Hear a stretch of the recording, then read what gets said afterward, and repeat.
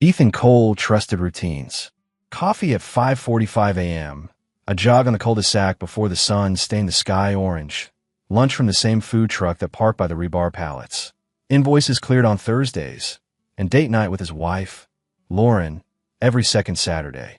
Even when money was tight and all they could afford was a shared slice and a walk by the river.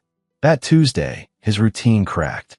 He was steering an excavator, guiding the bucket along a chalk trench, when his phone buzzed with the name Gabe Whitaker, the retired Army MP who lived across the street, the kind of neighbor who noticed when your porch bulb burned out and changed it before you got home. "Ethan," Gabe said, voice firm, the way people sound when there's fire somewhere you can't see yet. "You need to come home. Now." "What's wrong?" "There's a black BMW in your driveway. Not yours." It pulled in at 12:10. Lauren got home at 12:15. Nobody's left. Ethan didn't argue. He powered down the excavator, handed his foreman a tight family emergency, and drove home with the window down, air hot against his cheek, mind cold and clear in a way that scared him. Gabe met him curbside. "Keys." "Front door's always locked when she's alone," Ethan said, pocketing his phone. "Not today." Gabe's gaze was steel. "Start recording before we step in. Stay calm. Document, don't debate." Ethan's thumb hovered over the red circle on his screen. He pressed it, set his jaw, and walked. The foyer smelled like Lauren's linen spray. On the console table, 2 wine glasses sweating. Their good bottle already open. The one Ethan had tucked back for their anniversary next month. On the recliner, a men's sport coat, Italian cut, slate gray. Not Ethan's. Not anyone's he knew. He filmed everything. The shoes kicked carelessly by the stairs. The lipstick carelessly capped on the kitchen counter. The way the living room throw blanket wasn't folded the way Lauren always folded it, because someone had thrown it aside in a hurry. Upstairs, the truth had a sound, muffled, intimate, incontrovertible. Ethan didn't burst in. He raised the phone, breathed deliberately, and pushed the bedroom door open with his knuckles so he wouldn't leave a smudge on the brass. Lauren froze, blanket clutched. The man with her, early 40s, jaw clean shaven, gym fit, snatched for his shirt and pride at the same time, and managed neither. For a beat, nobody spoke. The only sound was the ceiling fan dragging air that suddenly felt used up. "Ethan," Lauren started. "Keep recording," Gabe said softly from the hall. The stranger tried a line first. "Man, I didn't." Gabe's eyes pinned him. "You're going to dress. You're going to leave. You're not going to speak another word to this man, and you're definitely not going to come back. Do you understand?" The stranger, Grant Avery, as Ethan would learn later, nodded like a bobblehead on a pothole road. He fumbled in his slacks, buttoned his shirt wrong, and fled with his tie in his pocket. Through the window, Ethan's camera caught him tripping a little on the front step, then sprinting for the BMW, as if the driveway had turned to glass. Lauren's voice came next, broken, pleading, familiar. "Ethan, I'm sorry. This is not who I am. I made a terrible mistake." "You made choices," Ethan answered. He zoomed in on the nightstand where the good wine rested, the cork set aside like a souvenir. "And I documented them." The hurt came in waves, a tightness in his ribs, an ache at the back of his tongue, an old photograph of the two of them laughing on a cheap sofa flashing across his mind like a slap. He didn't show it. He kept the lens steady. "Please stop recording," Lauren whispered, shame licking the edge of her voice. "Can we at least talk?" "We'll talk through attorneys," he said, evenly. "You can pack what you need tonight. Gabe will wait on the porch. I'll email the rest of the plan." She flinched to the word plan, as if she'd expected an explosion and got an audit instead. Downstairs, after the suitcase wheels rattled out and the BMW taillights slipped away, Ethan sat at the dining table with Gabe and opened a blank email. He titled it, Timeline, Tuesday. He attached the video. He added photographs. He typed exactly who, what, when, where, and then he copied Allison Park, his contracts lawyer who had once told him, half joking, half not, to keep personal and business lives as well documented as a highway bid. Gabe tipped a bottle cap into his palm. "I know what this feels like right now." "No," Ethan said. "You know what it felt like 1 minute after." "I'm still in the minute." Gabe nodded and didn't push. On the table, the ring impression Lauren used to leave when she put her coffee down had faded. In its place, Ethan saw the reflection of his phone's red recording dot, still and small and perfectly round. He clicked stop. By Wednesday sunrise, Ethan had a folder labeled Cole v. Cole, evidence. Inside, the raw videos, stills, a scan of the prenuptial agreement he and Lauren had signed 16 years ago, when he already owned the house and the seat of a company called Cole Excavation and Concrete. Screenshots of bank statements, open and joint. He also had a voicemail from Lauren, remorseful, then defensive, then apologetic again, and a text from a number he didn't recognize that said, "Let's discuss this like adults." He saved both without answering. Allison Parr called first. "Ethan, I'm sorry. Send me everything. And before you ask, yes, this prenup is strong. We drafted it for clarity, not cruelty. It will protect what you built, as long as we can show clear violation of marital vows. Your video does that without ambiguity." "I didn't raise my voice," Ethan said, as if that detail needed to be on the record. "I noticed. Judges notice, too.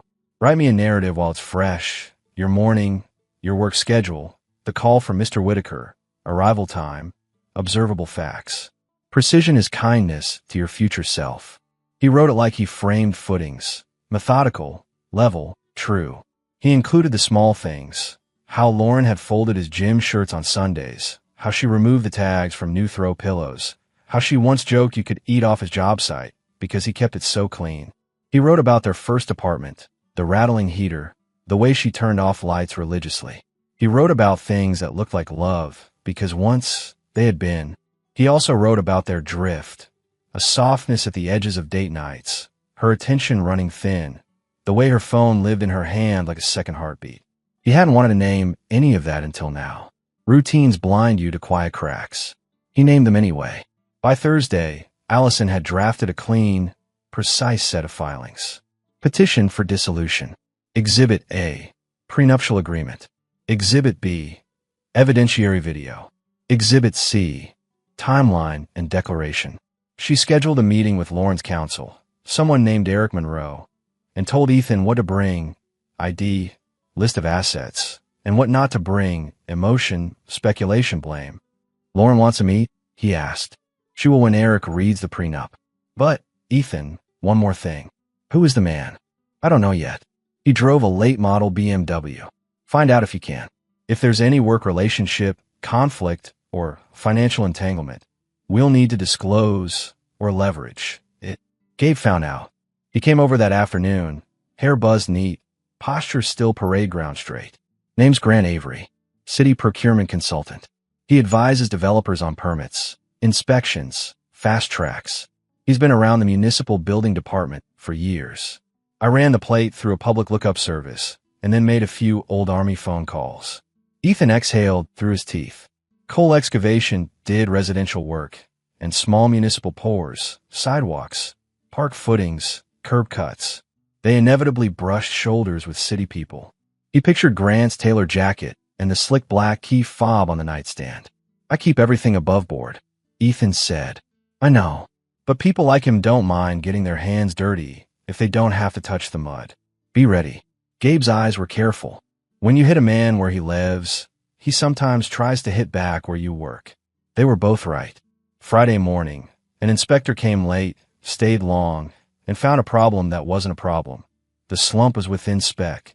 The finish was to city standard. He still ordered a core sample and a second pour review. Expensive delays. Ethan didn't make a scene. He made a spreadsheet. Site, Riverside Park Walkway. Original inspection time, 9 a.m. actual. 10:47 a.m. corrections required. None documented on form. Verbal request for additional review. He logged names and badge numbers.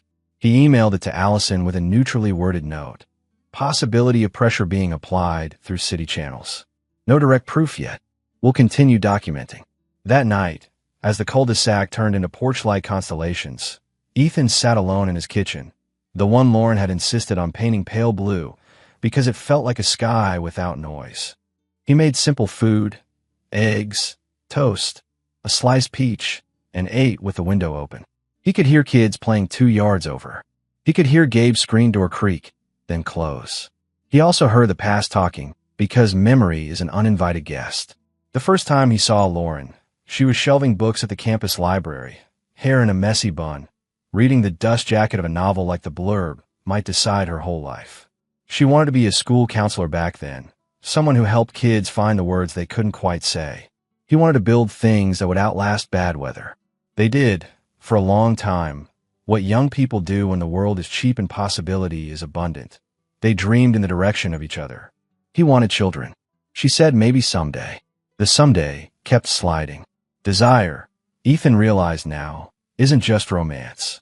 It's the quiet wanting that lives between errands and electricity bills.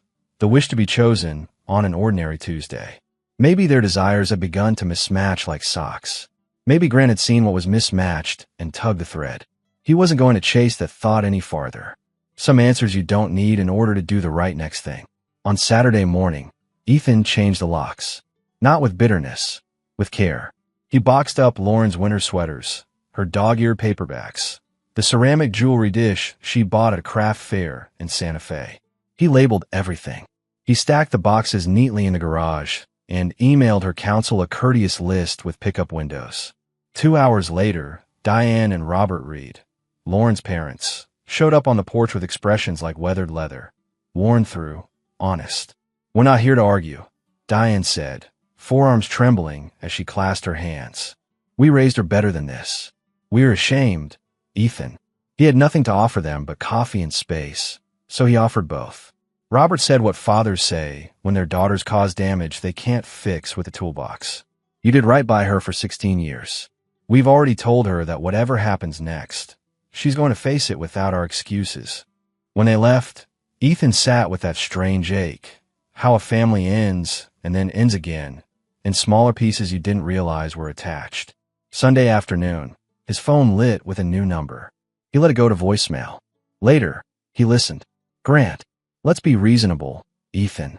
This doesn't have to get ugly." Ethan saved the audio to the evidence folder and added a short note. Threat implied. Response, none. He was good at building. He would build a record so sturdy, even a storm couldn't move it. Grant Avery didn't slink away. He did what men with connections often do. He tried to make the ground under his opponent's feet feel soft. On Monday, Ethan's supplier called to say a long-standing order had been reevaluated due to credit risk. Ethan had never missed a payment. He asked for specifics, got corporate vagueness, and added a clean record of invoices paid early to his documentation, highlighted in yellow. On Tuesday, a rumor drifted through a job site like dust. Cole's cutting corners since his wife left. Ethan heard it, felt the heat rise behind his ears, and let it cool into action. He drafted a one-page quality assurance statement, added it to every bid packet, and invited any prospective client for a tour of ongoing work. Nothing hidden, everything measured. He didn't say Grant's name. He didn't need to. That afternoon, Gabe knocked and stepped in with a small digital voice recorder, the kind that looks like a USB stick. You don't start wars. But if one's been started against you, you finish it clean, Gabe said. This is legal in our state. If one party consents to recording, that party can be you. Ethan didn't love the idea of becoming a spy in his own life. He loved less the idea of letting a stranger with a good suit rewrite his story. He clicked the recorder on, slid it into his shirt pocket, and went to the meeting he never planned to attend, a sit-down at a quiet coffee place with Lauren and her attorney, Eric Monroe. Lauren arrived in a blazer he'd never seen, a color he didn't recognize on her face. She used to prefer soft blues and cinnamon browns.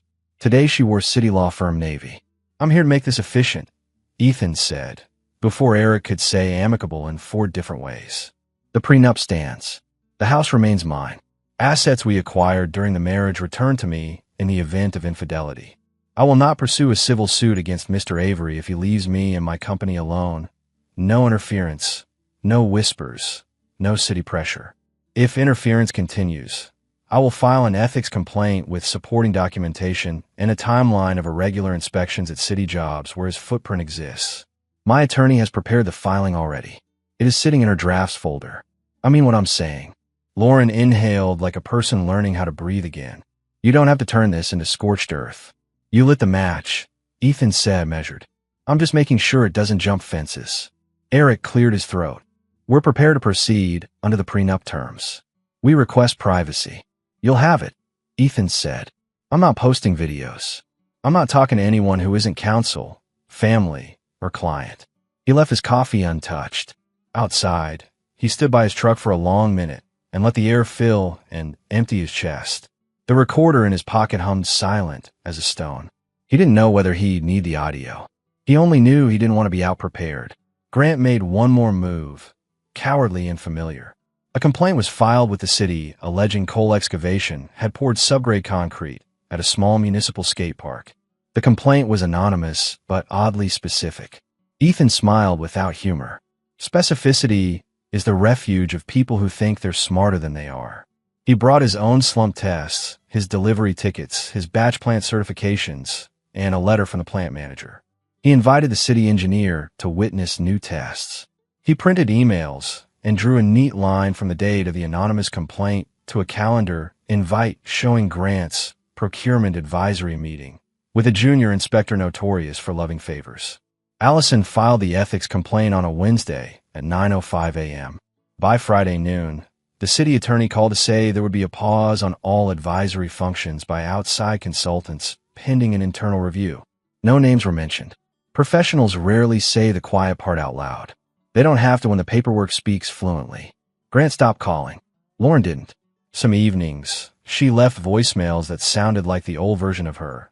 Midwestern vowels, teacher soft, promising therapy, repentance time. We could try to understand. We could slowly build back. Please don't slam the door so hard it breaks. The strangest part was how much kinder those messages felt in the act that preceded them. Betrayal always arrives with a gentle voice afterward. It's a trick as old as people. Ethan saved every voicemail. He didn't return a single one. He mowed the lawn. He re-oiled the cutting boards. He wrote a check to sponsor the Little League team that needed a jersey donor.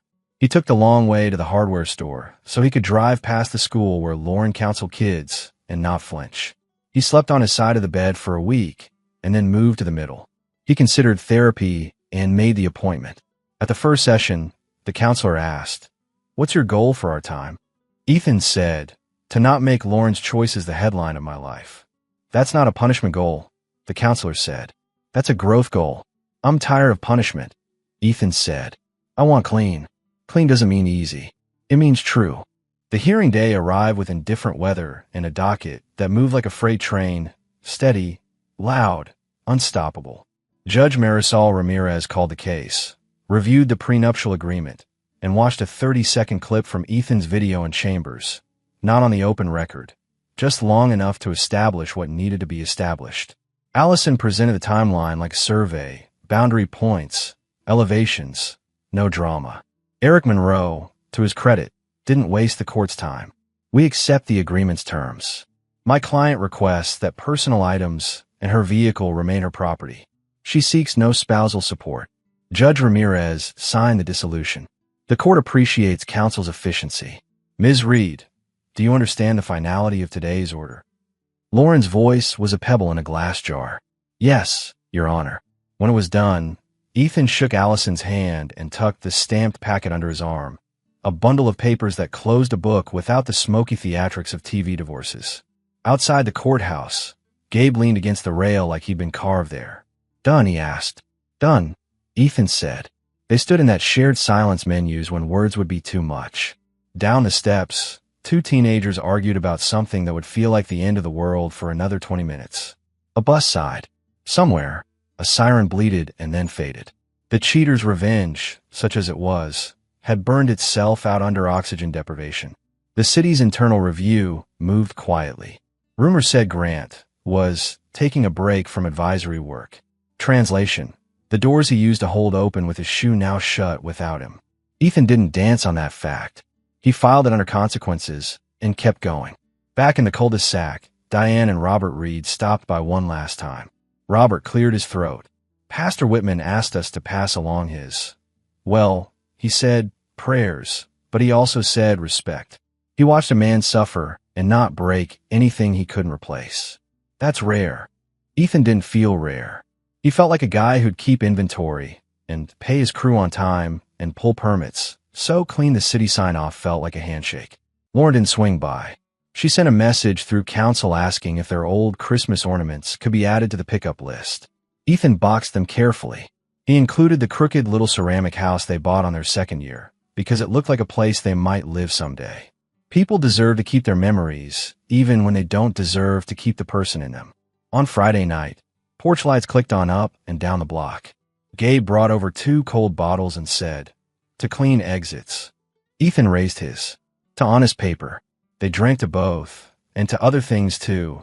Friendship that shows up, love of work done well, the worth of living one day at a time without animals in your chest tearing at the walls. The next morning, Ethan went to a job that required a steady hand, forming the footings for a small library addition at the edge of town. The architect sent drawings that were precise without being fussy. The librarian brought coffee. "We're excited," she said, as if a ribbon would be cut tomorrow and not in 6 months. Ethan marked grade, set rebar chairs, and smiled back. These were the projects he loved, the kind nobody notices when they're done because they just work. At lunch, his phone chimed, a text from an unknown number, a picture of a bland office wall, a caption, starting over. "I hope you're happy." He deleted it without saving the number. Happiness wasn't a picture you could send.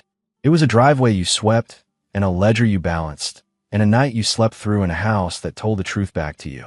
3 months later, the word after stopped sounding like something you say while peering over a cliff. It started sounding like a neighborhood. Every Friday at 6:30, Ethan and Gabe took the same porch seats. The ritual had its own weather. Midsummer hum, kids on bikes, grill smoke lifting like quiet prayer. They didn't talk much. They didn't need to. Some friendships are built like bridges, load-bearing, inspected, certified, and then trusted. Ethan changed small things inside the house. He replaced a blanket on the couch with one he didn't associate with any particular day. He rehung a frame in the hallway and centered it by the notch in the wainscoting instead of by habit. He patched, painted, swept, cleared. It wasn't about erasing. It was about re-owning. Work found him. Word traveled that coal excavation and concrete did clean jobs and cleaner paperwork, that the owner kept his cool when provoked and his word when hired. Clients who liked that kind of character called. There are more of them than cynics think. When Lauren's boxes were finally gone, the garage looked like a blank page. He pulled his old motorcycle out from behind a shelf, changed fluids, tightened bolts, and rode around the block like a man who had applied torque to everything but his own heart for months and was finally ready to feel wind. He didn't date. He didn't swear off the idea. He learned to enjoy an evening with a book and his phone in another room. He learned the desire could be quiet and still honorable. He wanted, someday, a woman who liked the kind of life he liked. Small kindnesses, steady plans, unflashy joy. He wanted laughter that didn't cost anybody anything. He wanted a kitchen table where everything on it was honest. On a Tuesday, funny how Tuesdays kept showing up in the important parts, he got a letter from the city. Findings: the advisory program required restructuring. Outside consultants would be barred from contact with inspectors except in scheduled, documented meetings. Ethics training would be mandatory. Again, no names. Again, the paperwork spoke for itself. He filed the letter with the others and wrote Allison a thank you. He never posted the video. He never showed it to anyone outside the people who needed to see it. He kept it like a tool you hope you never need again, oiled, labeled, out of sight. One evening, as the sun slid behind the maples, Gabe said, "You know what I tell my recruits back when I wore the badge? The world's going to throw you tests you didn't agree to take. Pass them anyway." Ethan thought of the call on the job site, the red recording dot, the neat stack of filings, the way Lauren's parents stood on his porch with shame and decency both in their eyes. He thought of the kids' 2 houses over drawing chalk galaxies on their driveway, and how every line they laid was honest because kids don't yet know how to lie with chalk. "I'm not trying to ace anything," Ethan said. "I'm trying not to cheat." Together they watched the block settle. Porch lights flicked on, one by one. Somewhere, a dog barked twice like punctuation. In the distance, a train moaned, and then the sound softened into the kind of quiet that doesn't ask questions. Ethan's phone stayed face down. He'd made enough records for a while. Tonight needed none. He went inside and set an extra place at the table out of habit. It used to make him sad. Now it made him smile. Space is possibility, not absence. He put his plate in the dishwasher, set coffee for the morning, and wrote on a fresh sticky note he'd see at dawn. Build something today that still stands tomorrow. He stuck it to the cabinet. He turned off the kitchen light. The house breathed. Not a happy ending. Something better. An honest one.